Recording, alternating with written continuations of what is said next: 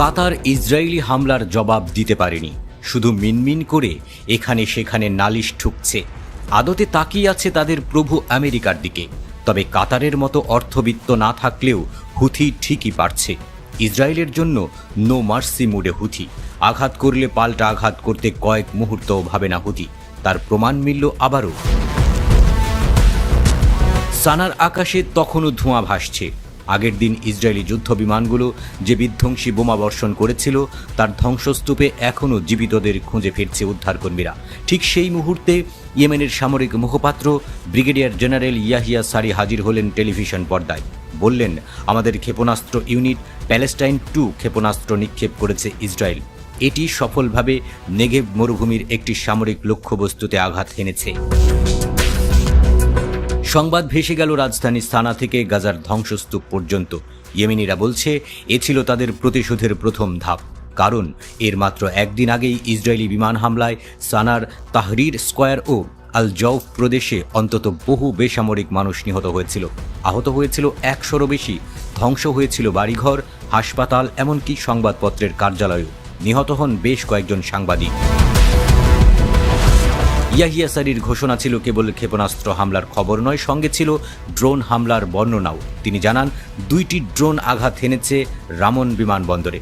আরেকটি ড্রোন হামলা চালানো হয় নেগেভেরই আরেকটি সামরিক ঘাঁটিতে।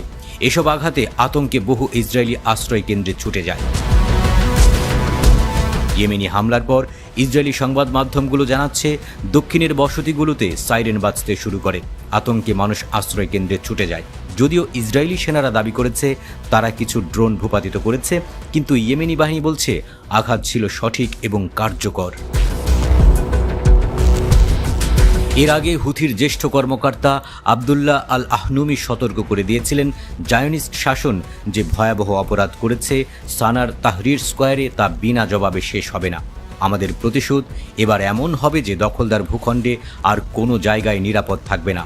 তার হুঁশিয়ারি বাস্তব রূপ নিল এই হামলার মধ্য দিয়ে। তিনি আরও বলেছিলেন, আমরা লক্ষ্যবস্তু করব সামরিক ঘাঁটি, বিমানবন্দর, দখলদার বসতি, এমনকি তাদের লাউঞ্জও।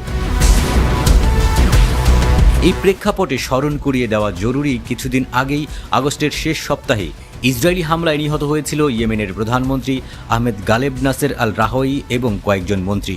সেই ক্ষত এখনও শুকায়নি। তবু ইয়েমেনি নেতৃত্বের ভাষ্য, প্রতিটি রক্তের ফোঁটার প্রতিশোধ তারা নেবে। গত 2 বছর ধরে গাজায় গণহত্যা চালাচ্ছে ইসরায়েল। অক্টোবর 2023 থেকে শুরু হওয়া সেই যুদ্ধে গাজার স্বাস্থ্য মন্ত্রণালয়ের হিসেব অনুযায়ী প্রাণ হারিয়েছেন অন্তত 64,656 জন ফিলিস্তিনি, যাদের অধিকাংশই নারী এবং শিশু। লেবানন, ইয়েমেন সহ আশেপাশের দেশগুলোতেও চলছে ইসরায়েলের আগ্রাসন। সাংবাদিক, শিশু, চিকিৎসক সহ কেউই রেহাই পাচ্ছে না। এই পরিস্থিতিতেই ইয়েমেন ঘোষণা দিয়েছিল কৌশলগত নৌ অবরোধের। উদ্দেশ্য ছিল ইসরায়েলের কাছে সামরিক সরঞ্জাম পৌঁছানো ঠেকানো। একই সঙ্গে বিশ্বকে স্মরণ করিয়ে দেওয়া যে গাজার মানবিক সংকট উপেক্ষা করা যাবে না। সেই অবরোধের পর থেকেই ইয়েমেনি বাহিনী বারবার ক্ষেপণাস্ত্র ও ড্রোন হামলা চালাচ্ছে। তারা বলেছে, যতদিন ইসরায়েল গাজায় স্থল ও আকাশ আক্রমণ চালাবে ততদিন আমাদের প্রতিরোধ অব্যাহত থাকবে।